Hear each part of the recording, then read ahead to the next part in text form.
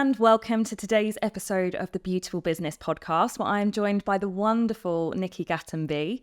And today we're going to be exploring all things culture and engagement, as well as considering a little bit of a passion piece for Nikki about how AI fits into the workplace.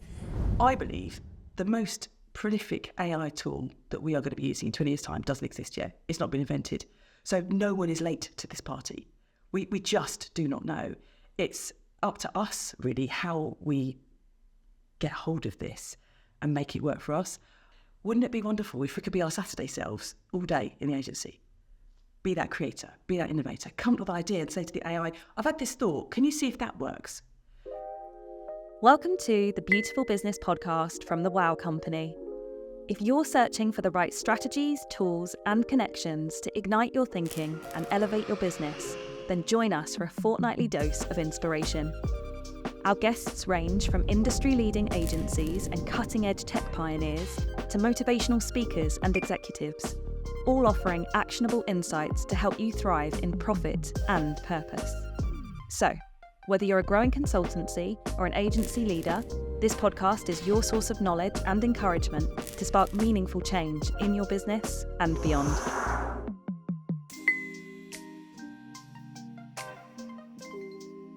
Nikki is a bit of a living legend in the agency world, seemingly known by almost everyone. But for those of you that don't know her, Nikki has an incredible career history. She's led agencies in London and Paris. She's worked with some huge brand names, earned recognition for progressive thinking, for being one of the top inspirational people in the agency industry, and for progressive working practice. She was the MD at Propellernet for 10 years, where her and the team transformed the agency to triple the margin, quadruple the revenue, and make 10 times more profit, hand in hand with being one of the top 15 best places to work in the UK 8 years running. Now, Nikki works with ambitious founders and leaders to take their agency to a whole new level. Nikki, welcome. Thank you so much for joining me today. Thank you. What an intro. I'm good. Living legend. I'm going to go with that. That's fantastic. Thanks very much. Just seems that everybody knows who you are, Nikki. It's because I'm really nosy. I like chatting to people. Amazing. Well, keep going with it. Do you know, you've got some incredible work achievements there. Absolutely amazing. But I just wonder, what's one awesome thing about you that we don't know? I'm a bit of a speed freak. I like things that are slightly dangerous. I quite like mad, wild animal encounters. And I used to work in the automotive industry. So the first few years of my career, a lot of it was spent on racetracks. I also used to quite like riding motorbikes. I feel too fragile now to get on a motorbike. But I first got my knee down on the Donington racetrack. I was pillion and I went with a racing driver, and it was one of the best feelings ever. So I quite like the adrenaline rushes, things like that. And my husband and I are big travellers, and one of the best adrenaline rushes we had was going to swim with the manta rays in the Maldives. And we got slightly separated from the group, and it turned out that we were within a whole group of manta rays cyclone feeding. There was nearly 100 of them, and we could have been in quite a lot of trouble. Not that they're aggressive, but they could knock you out. And they were cyclone feeding around us, and that was wonderful. You could hear me on the video going, it was an amazing experience. So stuff like that. Amazing. That sounds incredible. Well, I better not get too sidetracked by that stuff, because I feel like I could talk to you about it all day long. Some of the words that come up for me when I read about you and did some of my research: people, purpose, culture, engagement. They're all things that kind of spring to mind. I wonder, what is it about these areas in particular that are so important for you? Well, we are still humans, we're not robots yet. And if we are feeling good and enjoying what we're doing, we can come up with ideas that light up the world. And I started my career and had agencies in London. I thought it was absolutely wonderful in terms of the creativity, the innovation, the wonderful cerebral people. Did the ideas come out of everywhere? But it was also really hard in terms of people burning out and too many hours and treating people like robots when we're not. We don't want to be cooked up like a battery hen in a tiny cage, working in a computer, just thinking, where is the light? You want to be working in an inspired environment, one where you're feeling good about what you're doing, you're loving working with the people around you, and you feel that you can bring your best self. That may sound really cheesy, but 15 years ago when we were at Propellernet, that wasn't. It was, setting the business up on well-being was a massive change from where I'd been in London. And a lot of my London mates were like, you're going where? You're doing what? Setting up an agency and with well-being. I was like, yeah, it's really important, because if we feel good, we're going to do better work. And I think the whole fact that we are human, we have to embrace with whatever's going on in the world right now. That's the most important thing for us.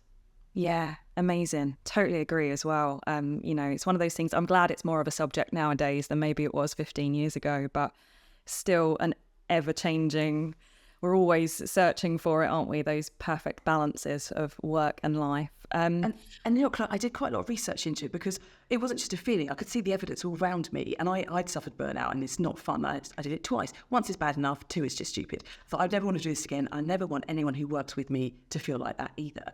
And there's loads of Gallup research out there. 70% of people in the world are not engaged in what they're doing every day. Only 30% of us are engaged in what we do. That 70% is a massive waste. How bad is that for business? And how much better could we be doing? So I kind of wanted to flip it and go, right, we're going to have an agency where we are really engaged in what we're doing, and the results stood for themselves. It was a lot of hard work, but in a different sense. It was much more focused in terms of putting people first rather than profit. Yeah. And what sort of things did you do to put people first? So our values they were one-word values, but there were a lot of behaviours attached to them: fun, innovation, creativity, well-being and adventure. And we would recruit off the back of them. In an interview, I'd ask people, show me how adventurous you are. What do you like doing? What do you do outside of work? Show me what you do about well-being, taking care of yourself and other people. And at the time, they weren't usual interview questions. They probably very much are now. But things I remember from interviews I'd been in before where you were asked what kind of animal you'd like to be. It's like, okay, well, am I auditioning for some Amjam production or something? Or are you asking me to come to work and come with really wonderful ideas about how to make change for a client and create impact? So it was just living human values and weaving them throughout our entire business and making sure that people understood what behaviours we appreciated and what behaviours weren't appreciated based on living those values. And we took it to the nth degree in terms of having an innovation station out in the Alps. And our CEO Jack lived out in the Alps.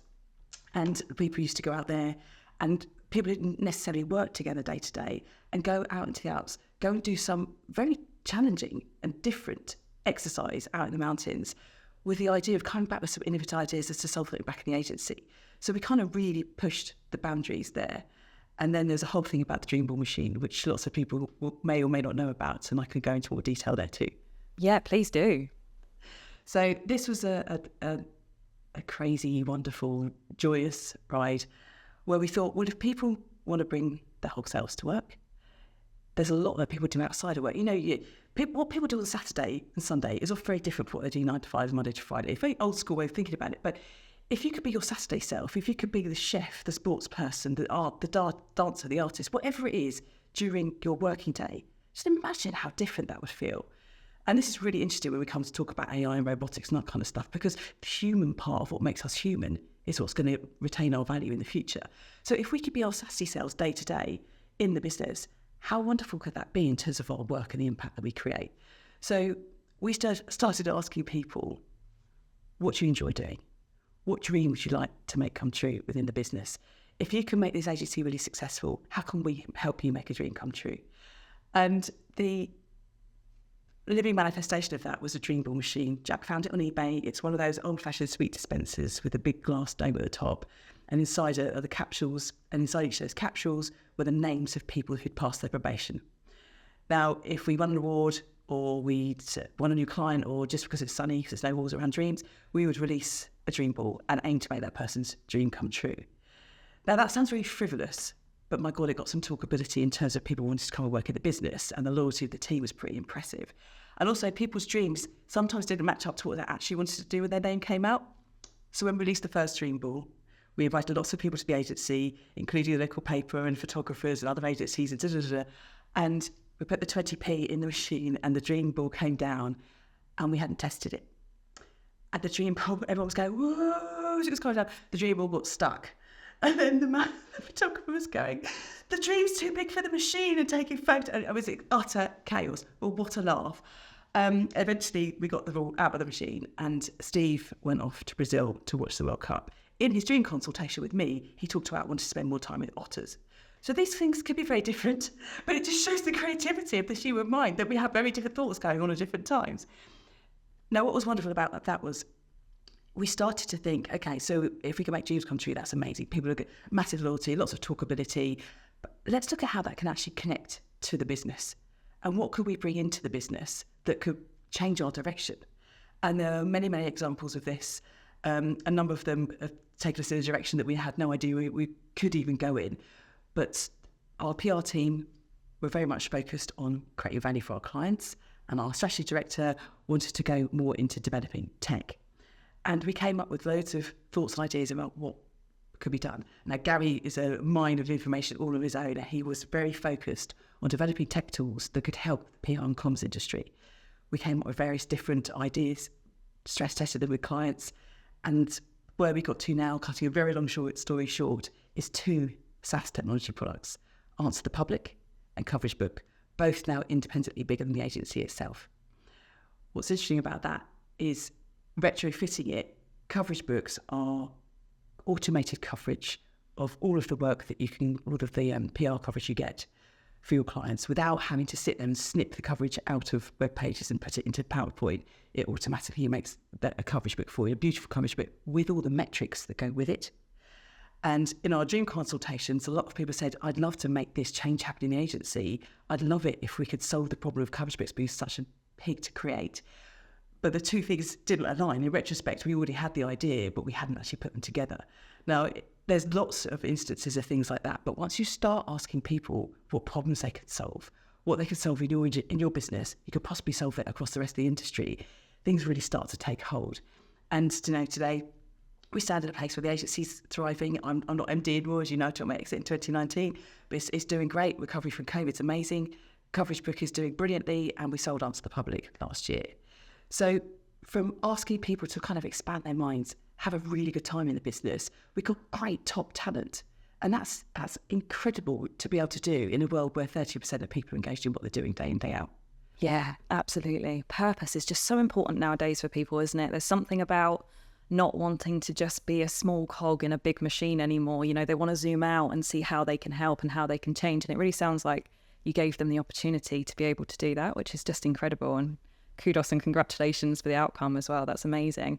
I've got to ask, with Propellernet, you know, it sounds like such an incredible place to be, an incredible thing that you all built together. Like, you know, when you're on such a winning streak, what made you go, I'm stepping back now? So I'd stood on the stage a lot and talked about the way that we've gone from brand to global marketing services to 2 SaaS technology products whilst being one of the best places to work in the UK. And those are people who said to me, would you write a book? Wrote Super Engaged. And this gets talked about quite a lot in agency circles, which is wonderful. I can kind of see the work coming back to me. It happened at the WOW event recently in March. And I should have known, because we're in marketing, I should have known that it would have been an incredible springboard, but into what I didn't know. And it got us a lot of attention, and me. And what happened was people called up off the back of it, said, can you come and help us do what you've done? And I was like, that's really interesting. Yeah, I'd quite like to do that. So I started doing non-exec work, and I thoroughly enjoyed it. And that springboard of, you know, making other people's dreams come true, that kind of became, that's really what I want to do. It took a long time to work that out. It wasn't an overnight decision. It took a good 2 years to work that out. But then it's been possibly one of the best decisions I've ever made. Because I don't know about you, I never want to be last to leave a party or asked to leave a party even. I kind of want to go when everyone's still going for it, and you're kind of going out on a high. And that's kind of how it's felt at every step of my career. I've reached a point where it's like, this is brilliant. There's loads set up. There's amazing people here. It doesn't have to all hang on me. It doesn't all hang on me. But I found something over here that's really interesting. And I've been headhunted from job to job, and many other people have. And it's like, oh, didn't know that was possible. But doing the non-exec work has been amazing. It's been so liberating because I can help other people with the problems I used to grapple with. I kind of wish I had a me when I was developing the business. And I can help them not go through that pain, but see it coming and be that canary down the mine almost, but also bring on other specialists where needed. Because, you know, I'm not an FD. I understand agency numbers, but I'm not the person who could bring out a zero and make them make sense. I need someone to do that for me. But when those numbers are put in front of me in a dashboard that makes sense, the stories I can get to off the back of it and the directions and the impacts that we're going to have, all the changes that we may need to make are really impactful. And it's those wow moments that make me go, I'm doing the right thing. I'm really doing the right thing. And I can now have a ripple effect across many businesses, not just one. Amazing. Yeah, I hear you. Those wow moments, just to sit back and watch. There's just something really heartwarming, isn't there? Do you mind explaining to me or to us What does a non-exec director do? Just for those agencies that haven't worked with one and maybe thinking about it, what do you do as a non-exec director? So I do two things. I am a non-exec director and a cognitive behavioural coach. So back in Propellernet, we were looking at changing the way we ran the business in terms of being more coaching-led as opposed to line management-led, because it ups the levels of personal responsibility. It helps people learn for themselves. Most people know what coaching is, but if you take the sport analogy, people at the top of their game can still get even better by having a coach to help them see the things they can't see or help them find their own solutions to their own problems. So we put quite a lot of coaching angles into Propellernet. I went for training, as did many others in the business, and tried and changed the way that we operated. So I do one-to-one coaching with founders, leaders, having been in their shoes, understand what their challenges are. And it can be really lonely being a founder or leader of an agency, because sometimes you don't want to share the shit that's on your plate with everybody in the business, because they may go, oh my God, that's terrifying. I can often help people find a way to share it that's not terrifying, but it's more action-oriented. And also just let them release some of the stuff that's going on that they've not been able to talk to anybody else about. That's massively powerful. So the coaching is about holding up a mirror, giving people a safe space to talk. Everything we talk about is confidential. And that's kind of the whole process is about getting out of your head what you want to achieve. And that process of articulating it, sometimes you just solve your own problem. And I can just go, amazing. Have you thought about these 15 things? Still do that? That's great. And just giving people confidence that they've explored what they need to. Because often we just need a bit of a, go on then. And that's a wonderful position to be in. With the non-execing, it's working with, obviously, coaching as well. It's more of a mentoring role, and I can look to help shape the vision for the business, the values, create a value-driving plan, looking at all the things a potential future buyer would look to buy because they want future value. And if you don't want to sell, let's just create that value for you. With frameworks and ways of working that can cut out a lot of the indecision that you, as you go on your journey to grow your business, you may hit on time and time and time again. I've not seen everything, I've not done anything by any stretch, but I do have quite a lot of insight, having worked with multiple agencies over the last few years now, as to what pitfalls we can fall into and where we might need to take action quicker. Quite an action-oriented person, so I help hold people accountable. I never beat anyone up. I'm a bit like, you said you were going to do that. And often we need someone to tell us that. We're like, yeah, okay. I'm not mad, but... yeah. Your shout, up to you. And it's a really lovely relationship, because I can help the founder create the strategy and help the leadership team deliver on it with them, where they're all aligned to what's going on. It's things like there's lots of numbers in agencies, whether they're hidden in the management accounts, they're on dashboards, or they're just in someone's drawer. What my whole approach is to make them real, make them livable, make it so that they're memorable for people. And one of the things that really struck home to me when I was working in automotive was I worked with Nissan, and they were about to go bust. They were bought for $1, taken on all the debt, and the people at the top in the Nissan 180 turnaround plan, so the whole approach to turning around the business. And that 1, that 8 and that 0 stood for something. 1 million cars, 8% profit, no debt. Everybody who touched the business had to have those as their metrics, whether it's people in the business, in the dealerships, partners, suppliers, agencies, everybody. Everything we did, we had to say, it's going to affect this metric. How wonderful to distill a whole massive manufacturer down to 3 numbers that people could go, right, we're heading that direction. Now, Nissan turned around in 3 years, not 5, and they're actually one of the most innovative car companies on the planet. They brought the first mass market car electric vehicle to market before Tesla did. They came out with a Nissan Leaf way before the mass market Tesla came out. There was a Tesla sports car, but only about 5 people could afford that. So Nissan have really pushed the boundaries in terms of development, robotics, AI, etc. And I don't think it's just down to those 3 numbers, but that approach of simplifying what's complicated and making it real for people. Amazing. And do you ever find it difficult to kind of manage both? Because it sounds like with the non-exec director side of things that there's a bit more kind of, like you say, there's a bit more knowledge that you can apply from your experiences. Do you ever get that feeling of, I know you said, like, I'm not mad, I'm not disappointed, but, I'm holding you accountable here. Do you ever just want to jump in? And really tempting. I can't, because I've got too many clients that I'm working with. If I did that, I wouldn't be able to work with them all. That's kind of my boundary. And also, I can paint the doom scenario or the joy scenario having that action not being done could create as if you want to deal with that, that's your shout. It's not going to immediately with it. So I can do it in a way where it will resonate with people, because at the end of the day, I don't have any jurisdiction over the agency. I don't own the agency. It's not mine. I don't have any shareholder. It's the founder. And that's a very healthy boundary to have. Awesome. That sounds amazing. And one of the things that I noticed when I looked on your website was that you use this term, which I'm just fascinated by, this talk about future-facing leadership. What does that look like? Well, was the quote, the first sign of madness is doing the same thing, expecting things to change. We all know this isn't new news. The world changes very fast.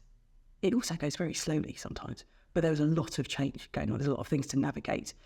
And I think what's different at the moment is, for the first time ever, we are not sure how to control the change. I was doing a bit of thinking about this before. We moved from farms to factories in the Industrial Revolution, took 100 years. We moved from factories to service businesses, took about 60 years. Service to AI, robotic is here. It's going to change relatively quickly. And there's a brilliant TED talk about how to govern AI, even though it's hard to predict, by one of the leading AI researchers.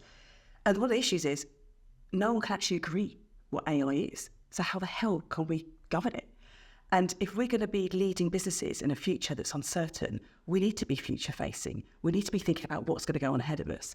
Back to the commercial conversation we have, I'm not an FD, but management accounts and all that kind of thing, really good to have, but they are indicators from the past, things we can do nothing about. What we need to think about is leading indicators. What's going to change our future? What actions can we take that's going to make something different happen? Not doing the same thing, expecting change to happen naturally. We've got to be much more in that mindset and shape that mindset, what's going on all around us, sort of 360 perspective, not just, this is what the management account said, and that's what's on the balance sheet. And that feels like a really nice segue into AI, which, as I said at the beginning, is a little bit of a passion piece for you right now, if I understand. I'm so intrigued. You could get terrified. I'm hugely optimistic. There's, horror stories sell headlines, and that's what we're seeing a lot of at the moment, I believe. And I don't think that's healthy, because we can go down that rabbit warren and just end up in a really pit of despair, which isn't going to help anyone. Or we can see the opportunity for what's out there and get involved and embrace it. When I first looked at ChatGPT, I don't know about you, I put in, I need a job description it was a really crap prompt, but I put a job description for a strategist working in this industry, and a boilerplate came back. I was like, whoa, that saved me about an hour, and it took 10 seconds. It's not right, but it's a massive springboard for me to do something from. And that's like a tiny, tiny slither. We're in the first hour of all of this stuff happening over hundreds of years. And my mind's just going, wow, what a sense of opportunity. Because if we can change the heavy lifting in our jobs, the stuff we don't enjoy, back to those engagement figures, why are people unengaged in what they're doing? Probably because they're doing things that aren't that fun. It's not been created as an environment. They're drowning in numbers, or drowning about whatever it is. If that heavy lifting can go to something that's automated, focused, one operation to do, and we can be the more inefficient, and loads of people are going to hate me for saying that. We can do the exciting stuff that we do on a Saturday. We can be the dreamers and the dancers and the innovators and the creators and the people that learn because we make mistakes, which we outsource to the AI to do stuff that needs to be done right. Now, I know a lot goes wrong with AI and sometimes it makes stuff up, but if we can do tasks automated that we don't have to worry about anymore, we can spend our cerebral time thinking about the stuff that's really exciting. That, I think, is amazing. So there's loads of fatigue, but there's loads of hype, and there's loads of horror stories. I don't think we have to get sucked into that. I am an optimist. Good. We need them. I was reading about it. There was this brilliant prediction, because we are absolutely rubbish as humans at predictions, about in 1894, the Times newspaper predicted that every street in London would be buried under 9 feet of manure by 1950. Such was the frequency of the horse-drawn carriage being used around the city. Because they made that prediction based on what they knew. They didn't know what they didn't know. And I think we're in the same position. We just don't know what we don't know. And there's so much that we could worry about that could go wrong. But there's also so much that we can capture that could go right. And as agency people, we ideally need to be future-facing, on the front foot, learning, experimenting, getting things wrong, trying stuff out, not worrying that it's all going to take our jobs, because it may take some of our jobs, the bits we don't want to do. It could leave space for us to do the stuff that's really compelling, maybe in less time, maybe we want to be really involved in it. But let's not just go, oh, I'm not touchy because I'm scared. Mm-hmm. Okay, I have so many questions for you, Nikki. The first thing that I'd like to jump on is that prediction that you just said about the, what was it, 9 feet of manure? Yeah. So I know you just said we don't know what we don't know when it comes to AI, but if you had to envision the agency world in 20, 30 years time, probably even quicker than that, to be fair, but what would it look like? How is the traditional agency model going to change with AI? And then I'm going to come back to this in 10 years time and we can see if... You were totally wrong. Yeah. Well, the big thing is, I believe the most prolific AI tool that we are going to be using in 20 years time doesn't exist yet. It's not been invented. So no one is late to this party. We just do not know. It's up to us, really, how we get hold of this and make it work for us. How I envision it, I hadn't really allowed myself the luxury of that thought, but wouldn't it be wonderful if we could be our Saturday selves all day in the agency? Be that creator, be that innovator, come up with an idea and say to the AI, I've had this thought, can you see if that works? I don't know if you know, but a lot of drone technology has been put through AI design, and a lot of it looks like flying squirrels, deliberately, because evolution's very clever. And drones need to have the same kind of dynamics. That's one tiny perspective on what AI could give us, because they've gone through thousands of iterations, millions of iterations of what the drones could look like. But actually, that's something that already exists that works very well. So wouldn't it be wonderful if we could work in that creative space and do the thing that we love doing at the weekend? I'm not saying, playing racquetball, but we are exercising our muscles in a different way. Mm-hmm. I think you seem so excited by it. I feel like it's almost contagious. But I think it's fair to say that there's a lot of, I don't know, concern about AI being out there. It feels like the industry is a little bit dubious about it coming into play. Why do you think that is? Well, you've got the likes of Sam Altman, I've just got his quote here, saying that 95% of what marketers use agencies, strategists and creative professionals for will be handled by AI at no cost. And if anyone knows what's happening with AI, he apparently does. And I've never met him, probably never will, don't know if that's true. Elon Musk has been saying we'll have a driverless car in 2016. We haven't. There's all these big predictions and they sell headlines. Of course they do, they get attention. It could be true, but there's probably 100,000 other ways forward. And it's how we react to those kind of things. If they make us fearful, make us close down, we're probably more likely to make them true. If we get creative and do what we do as agencies and we innovate and we bring in that thinking that we are known for, which is why clients employ us, to our own businesses, I don't think the problem's as bad as he's saying. I think it's going to be different. There's an article with PricewaterhouseCoopers about the jobs that we lost, the jobs that we gained. We're likely to see economic growth through actually additional jobs that we just don't know yet to be gained. In terms of bias seekers or AI understanding, whatever those job titles are, I don't know what they are, but new things come in. There was this wonderful thing about, in the Industrial Revolution, there was people that would knock on doors, knock on windows, and wait. Human alarm clocks, there we go. Before mechanical alarm clocks came in, people would literally go around knocking on windows to wake people up to go to work. I mean, what a shit job that is. We've kind of got rid of the bullshit jobs in some instances and created others. So if we worry about what we may lose, we may just focus there. And it's like, I don't know if you're a skier, but if you ski and you focus on the floor, that's where you're going to end up. If you ski and you focus on going down and ahead of you, that's where you're going to end up. So let's focus on where we want to end up, not in this pit of despair. Ironically, I only know that phrase through motorbikes. So, although I don't ride motorbikes, but it just made me think of it. So I hear you, right? It gets rid of all of these bullshit jobs, as you say, and there is something magical about that, about getting people more engaged and not having to do those monotonous tasks. However, to play devil's advocate to this, what about those people who might be less skilled, looking for an entry-level role? Where does that leave them if we've got AI in place doing all of those jobs for us? Yeah, absolutely brilliant question. I don't have a full answer for that, but we have a responsibility to work it out. We absolutely do. And how does education change to bring people through where they can navigate that? But again, if you were in school in the 1800s and you were going to be a human alarm clock, what happened then?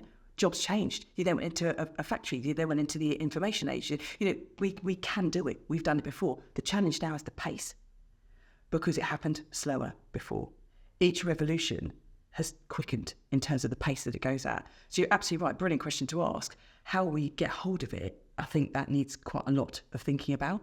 And I guess the other thing, or the other aspect that I can't help thinking about, is will AI, in your opinion, take away some of our power, creativity, problem-solving skills? And the reason that I ask this, right, I'm a coach myself, and a lot of the time I talk to people about time management.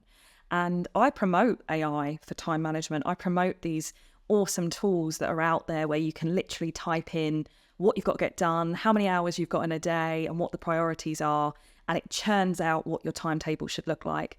And I do that for those people that really struggle, but there's a small part of me that thinks, are we taking away the problem-solving element of life when we can't just type that in for other areas of life? What do you think? I'm with you, and there's a real example of this the other day. Lots of people I'm working with are using things like Otter AI to capture transcripts and notes from meetings, etc. Fair play. I'm a massive note taker, and I take notes that make sense to me and with the action it's going to impact for me. I've used Otter and others, and it doesn't make the same sense to me. So if you're not a natural note taker or a natural action interpreter, that may be very helpful.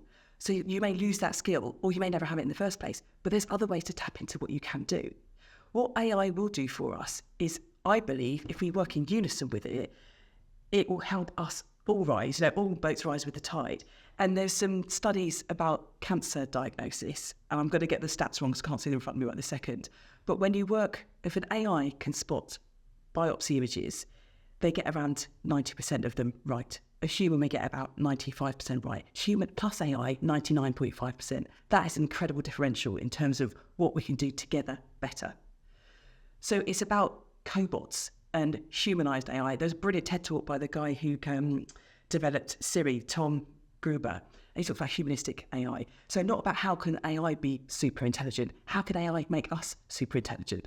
That's kind of where I'm at with it.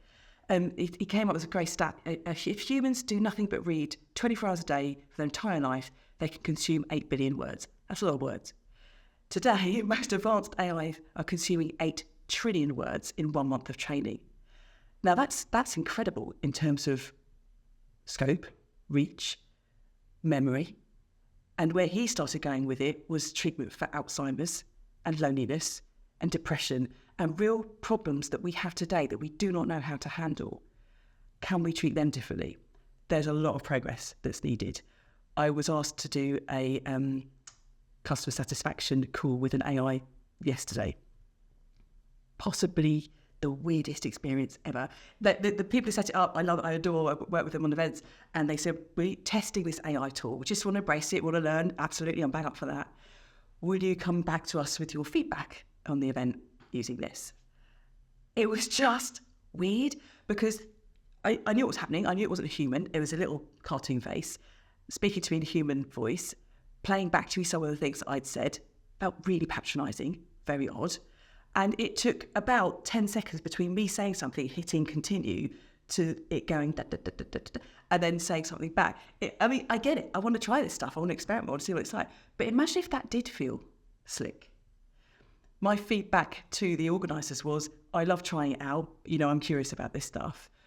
But if you really want to get good customer feedback at the moment, just pick up the phone. Yeah, I love that. That's it's things like that are so creative, though, isn't it? That's super interesting. I wonder about using AI for talent acquisition. So I read something recently that specifically said that AI can screen CVs for us, and not only screen CVs, which I can only assume is it searching for keywords that sort of match up to job descriptions, but also to kind of initiate that conversation at the start with a potential candidate for the role. So actually reaching out to them to set up the interview stage with the first human interaction of the process.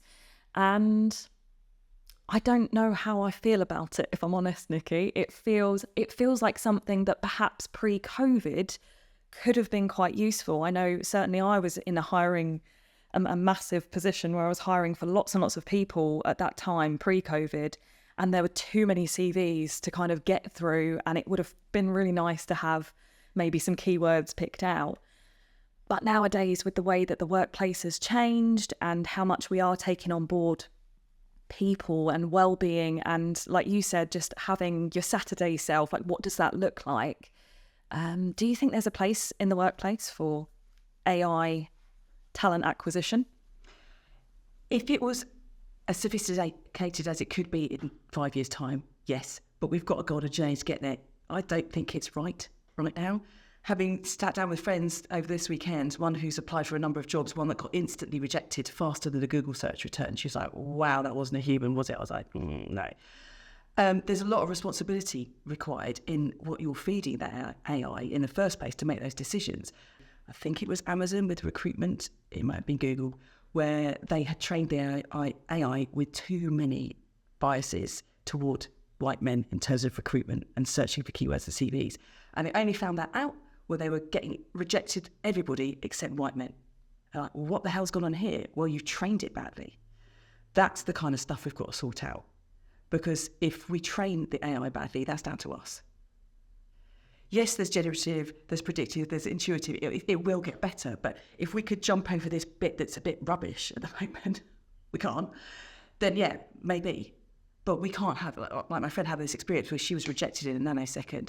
She re-put her CV in with some different words in, and I think there was a language issue with her surname, and she changed it, and she went straight through. Now that, to me, screams of really bad training. So I don't think we're anywhere near perfect yet, and I don't know when we're going to get there. And I think you're right. Where we are wanting to recruit humans who need to have a good experience, who are also choosing you, talented people have choices, we don't treat them like a robot. Absolutely. I guess the common theme that I'm picking up in this conversation is that it could be incredible, but lots and lots of training to go into it first, however many days, years, months, whatever that looks like, that will take. When we get there, though, whatever there looks like, how do you think it will change the culture in workplaces, in agencies specifically? Okay, let's take coverage, for example. It's not an AI as it was first originally developed, but it took heavy lifting out of creating coverage books so our team could concentrate on the insight and creative idea generation for the next campaign. That is a tiny microcosm of what could happen. Take away the stuff that we don't enjoy, because we can automate it. The layer of AI will make that even better, and really focus on the stuff that makes us human and creative and innovators and learners and experimenters. Give us the space to be, as I said before, inefficient. All of those things we do are quite inefficient, and we're very good at them. Robots are good at efficiency. Let's give them the stuff that makes things efficient. Don't make us do it. We hate it. Give us the stuff that we can play with. That's what's great for us. Yeah. And then, as a knock-on to that then, so all of these areas that we can play in once AI takes over those more monotonous tasks or, whatever that looks like, how about leadership? How's that going to change with AI? I think there's going to be a lot around authenticity that we need to get our heads around. Just going back to the robotics one. Have you seen ABBA Voyage, I don't know how you pronounce it? Yeah, I've heard about it. Yeah. It sounds incredible, to be fair. It is. It's mind-boggling. And you spend the first 15 minutes trying to work out have they done this? Because they're crossing over and they look like real people and it looks incredible. You can see some pixelation, but not much. And you're fascinated. But there's nothing like seeing the real thing. Say with the Mona Lisa, you can't AI that. There's one that's authentic. There's going to be a premium on authenticity and good behaviour and good leadership. If we outsource everything, we might as well not be here. And some people say that's a good thing. Maybe it is. But if we can harness AI to solve some of the problems that we've created, the past revolutions, we've created issues in terms of climate change, striking oil and ruining the planet, stuff. What can we do this time around, knowing that we may create issues and stopping them before they even become a problem? I think we're more educated now to know that when there's a big change, we can do things really badly. So let's have that safety net. And again, I'm not Sam Altman, I'm not Elon Musk, I'm not any of the bigwigs who actually know how this stuff works, even though they're saying they don't all agree how it works anyway. But we've got to have some kind of provision for understanding and a right to reply to say what needs to happen next and be part of the conversation. This is why it worries me when I do see people quite fearful of AI and not being playful with it, because if you're not part of the conversation, it's really hard to have an opinion. Yeah, absolutely. I think that's a really valid point for many areas of life, to be fair. Yeah, I guess I keep coming back to, I mean, we're not there yet, but the things that come up for me are about things like accountability and, where does AI stop and where do humans become accountable? So, for instance, you've written 2 amazing books. If you were to write a future book, could AI help you, or should we stop? Should that be a boundary? Fascinating, because an editor helped me before. As I said, I'm a natural talker, not a natural writer, and it would be really hard to read the blur that I put on the page. So, but a human editor who knows me and understands the way that I talk, the way that I work, it'd be an interesting test. Could you train the AI to do that for you? I don't know. I've no idea. But the one thing that does worry me is if AI goes the same way as social media companies. And I came across this brilliant term, excuse my language, enshittification, where they're set up originally. This is from Cory Doctorow, who's for the American Dialect Society, a writer. It's about how platforms decay. So originally they're set up to be positive and for the user, and then it's all about monetary extraction. Now that's going to be a problem because that's what's happening with social media companies. They're now about extracting money. They're not about the user. Shoot me down. If that's what happens with AI, we're in trouble. Yeah, absolutely. A scary thought. Yes, we don't want enshittification of AI. And maybe it's not a laughing matter, but it's things like that we've got to get our heads around. So how do we make it better? And talking about it, this conversation will probably seem really naive in about a year's time. And fair play, because things are moving at such a pace, but we need to talk. We need to get it off our chest. We need to understand what's going on. And also talk about the fact that it's not all super and amazing. Tom Goodwin, I don't know if you've seen him on LinkedIn, he's slightly edgy, bit grumpy sometimes, and talking about the things that aren't right with AI and the fact that it can just be an amalgamation of the average of the internet. You're not going to get anything innovative from what's happening at the moment. Sam Altman the other day said ChatGPT is the dumbest version of the model we're ever going to have. Of course it is, because it's always progressing. But it's knowing that, if you're going to put your product innovation in the hands of ChatGPT, you're going to get an edit in everything else that's out there. It's not wrong. It's just not worth anything. So back to the point about digital companions, making us smarter, working with the AI. It's not one or the other. It's not in competition. It's in collaboration with. And then us working out where we do supersede, where we come in that's better, and what we can outsource to AI to make life better for everyone. And do you think there'll be varying opinions on that? Oh my God, yes. Yes. Anyone listens to this, that's wrong, don't believe that. Fine, absolutely. Very happy to be wrong, but it's about having the conversation. And, often on that point, I will go in when I work with Lisa, their leadership team, and ask them to do a mini audit on their agency and score where they sit on various things. And the joy of that is not in the fact that people put themselves in different places, it's the conversation about the difference. Conversation about difference is so important. If we all amalgamate into the same, well, we're all yes people, we're never going to get any progress. It's the outliers, it's the things on the edges that make the difference. So let's talk about the difference. If we don't agree, let's not have a go at each other. Let's go, help me understand. Tell me more about your point of view. It's kind of a coaching approach to understanding something really difficult that no one's really got a handle on. Yeah, sure. I'm also thinking about that as well, about, it just made me think back to when you said earlier that the AI could do all of those kind of more basic tasks for us. Do you think that it will change that if all of our base levels are doing the same thing? Do you think the output at the top will then be kind of similar? Do you think there'll be less authenticity with AI doing those basic jobs for us? Well, if we think about, this is where the human element really comes in. If we think about what difference the phone to the mobile phone has made to our lives. There's lots of negativity about social media and there's a lot about it in the news at the moment, but phones have saved lives. Phones help us get places. Phones help us do our banking on the run. Phones and the apps within them help us do a lot that we couldn't do before. Have we got addicted to them? Yeah, problem. So there's two sides to this conversation, isn't there? There'll be an upside, but can we manage the downside? When we struck oil, we started to ruin the planet. Let's know that.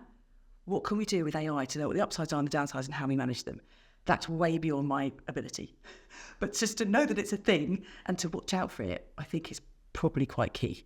Yeah, I think that's where the scary part of it comes into my thoughts, because when you think about the younger generations, they obviously don't know the difference between the landline and the phone, and we see them, walking down the street face down, and I don't know how many times I've seen the images of what we're all going to look like in evolution and in 2200 or whatever.